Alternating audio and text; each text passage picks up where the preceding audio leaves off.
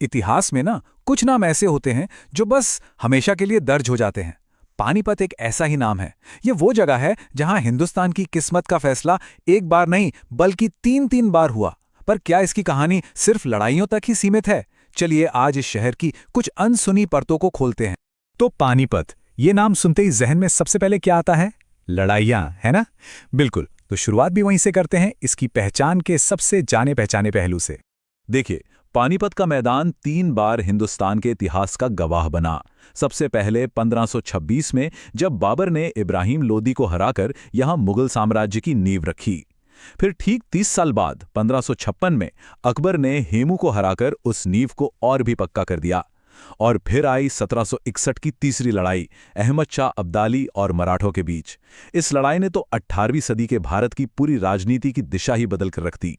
लड़ाइयों की कहानी तो सब जानते हैं, पर क्या हो अगर मैं कहूं कि इस शहर के बनने की कहानी, इसके आधुनिक जन्म की कहानी, वो भी किसी लड़ाई से कम ड्रामेटिक नहीं है? अब ये कहानी जरा ध्यान से सुनिएगा। 1 नवंबर 1989 को पानीपत को करनाल से अलग करके एक जिला बनाया गया, ठीक है? पर फिर कुछ ही साल बाद 1991 में इस जिले को भंग कर दिया गया, वापस करनाल में मिला दिया। कहानी खत्म? नहीं, अगले ही साल 1 जनवरी 1992 को इसे फिर से एक जिले का दर्जा दे दिया गया। मतलब सोचिए, एक जिला जो बना, फिर खत्म हुआ और फिर से बना। तो सवाल यही उठता है कि भाई ऐसा हुआ क्यों? किसी जिले को 2 बार बनाने की जरूरत क्यों पड़ी?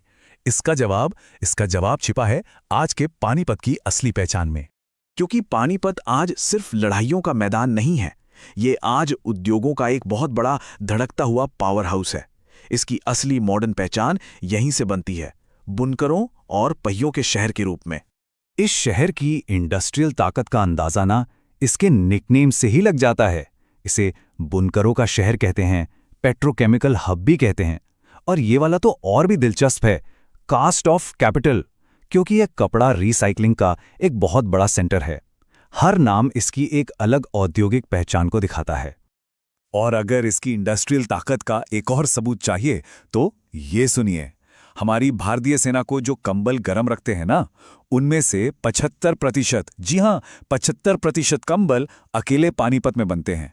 सोचिए कितना बड़ा योगदान है ये कपड़ा उद्योग में। तो अब तस्वीर बिल्कुल साफ हो जाती है ना? दुनिया शायद पानीपत को इसकी पुरानी लड़ाइयों के लिए याद रखती है, लेकिन आज इसकी असली धमक, इसकी असली पहचान इसके मॉडर्न इंडस्ट्री से है। ये एक ऐसा शहर है जिसकी जड़ें तो इतिहास में हैं, लेकिन जिसकी शाखाएं भविष्य की तरफ बढ़ रही हैं। लेकिन रुकिए, कहानी अभी खत्म नहीं हुई।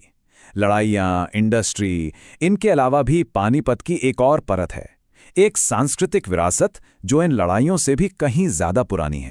कितनी पुरानी?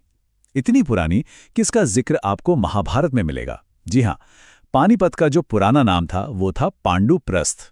ये उन 5 गांवों में से एक था जो पांडवों ने कौरवों से मांगे थे।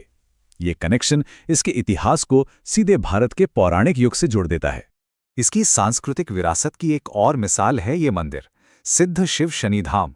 बड़ा औपचारिक नाम है ना? पर शायद ही कोई इसे इस नाम से जानता हो।